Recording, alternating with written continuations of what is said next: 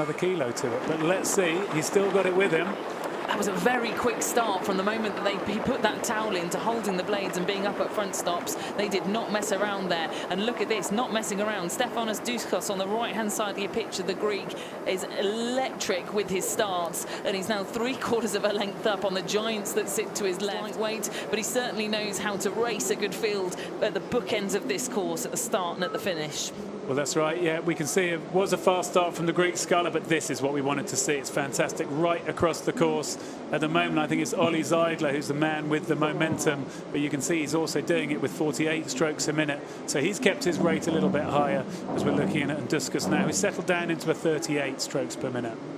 Yeah, Douskos, who will be another athlete that will be face the lighter athlete that will just push him along alongside the huge statures of the likes of Simon van Dorp, Ollie Zeidler, both over 2 meters tall. Huge names and huge statures here in this single sculls event. Zeidler starting to take the reins here. There was a question mark over his fitness. He's only had about 9 weeks worth of training here in the single scull. Not the best of performances where he came back to race at Henley Royal Regatta back in July, but he seems to have put that right and leading through each of the markers, through each of his opening rounds, and now here in the final, still not settling down. He's at 41 strokes a minute. Yeah, this is how we're used to seeing him, though. He doesn't necessarily look like he has to stretch to get the length that Douskos gets, the Greek sculler. He's able to sit in that really strong position, keep it up at 42 strokes a minute, which he's doing. And that, at the moment, as you can see, is working for him. It's Beliashkas who's keeping him company over on the right of the picture. And at the top of the screen there, again, the Lithuanian sculler having a great scull over there. Yeah, we saw Senkytu just missing out on the podium in the previous race in the women's single scull. What can he do now here in the men's single scull? The Lithuanians having a great regatta, a men's 4 in the final for the first time in a long time. Both women's and men's single scullers contesting here for the medals in the A finals of the single sculls. And he's really trucking well here with Zeidler up at the front. He could exhaust himself somewhat, though, going out too hard too early. Would expect the scullers right in the centre of the field to be the ones that feature well. Here's Sacharo Beriolo, the Uruguayan, who, well, not content with just being in a final, wants to be up there in the medals as well. Douskos doing well to hold on to that early speed he created. Yeah, good point there. I think Ollie Zeidler was moving and now he seems to have just stuck. And I guess the big question is whether he's stuck because he's now just holding this lead or whether the rest of the field is now starting to move back on him. Of course, we know he's done less training this year, so will he have the fitness to keep the kind of relentless pace going as we take a look at the Dutchman? Yeah, here's Simon van Dorp, man from Willem III, the University of Washington. To me, he looks like he's rating much lower than we've seen him in years gone by. He rated the Olympic Games up at 39 strokes a minute. He's been down at sort of 37, 38. Just as I say that, he lifts the rating to that more characteristic 39 strokes per minute as he wants to stay in touch with his main competitor, main rival that he's lined up with all Olympiad through the last cycle, Ollie Zeidler. Well, Ollie Zeidler there, we say, you can see he still doesn't need to come up to anything like his getting his shins vertical. He stays strongly in his range at 40 strokes a minute. That's the way he sculls it, but he's got Simon van Dorp for company.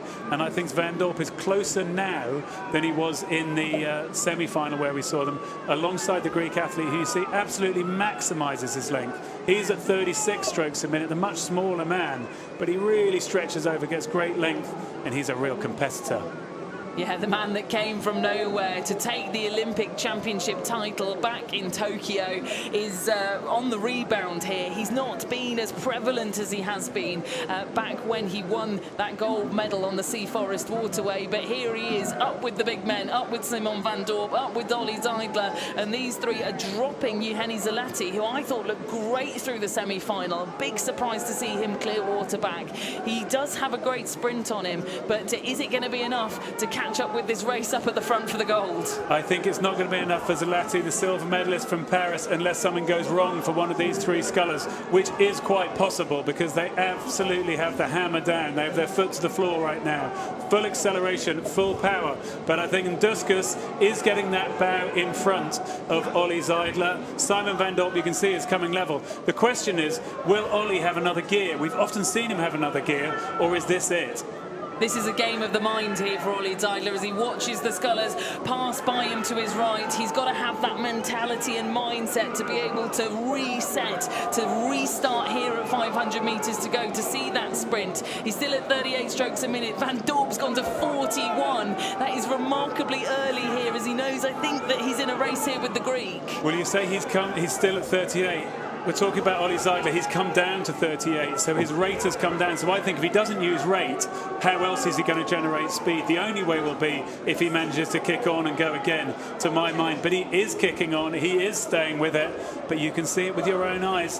The determined man, and Duskus here, the Olympic champion from Tokyo, is starting to move away as we're coming towards the red boys. I don't think anyone would have pitted Duskus as being in the lead at this point in this race here in 2025. This is absolutely stunning from the Greekman, who has not seen victory since the shores of Tokyo, and he's now almost one length up on Van Dorp, on Zeidler. Van Dorp's head goes down. I think he's gone too early. Yeah, Van Dorp's head has certainly gone. I counted out Zalati. That was my missing as a neutral athlete, has moved up into the bronze. It's the man in the middle of the course moving back into the gold medal position. I mean, Ollie Zeidler. He has found another gear. He's using rate again. He's back up to 42, and he is sprinting his way down, trying to close the gap on Duskus. But now it's just less than 10 strokes into the line. Let's take it home. Duskus is not going to let this one go. Zeidler's speed crashes through the floor. Duskus is going to be the world champion here in 2025. How remarkable. The Greekman will lift that gold medal. Zeidler will settle for second. It will then be Zalati ahead of Van Dorp on the line. But wowee, that is amazing from the man coached by Giovanni Pastiglione. The Greekman is now world champion alongside Olympic champion. Two huge upsets in the women's and men's single sculls here on the lake in Shanghai. Zeidler looks pleased though with that performance. Yeah, I think we say it's a surprise, an upset. I mean, it's an upset because of the quality of the gold and silver medalists. We see Zalati here and we saw Ollie Zeidler, but this man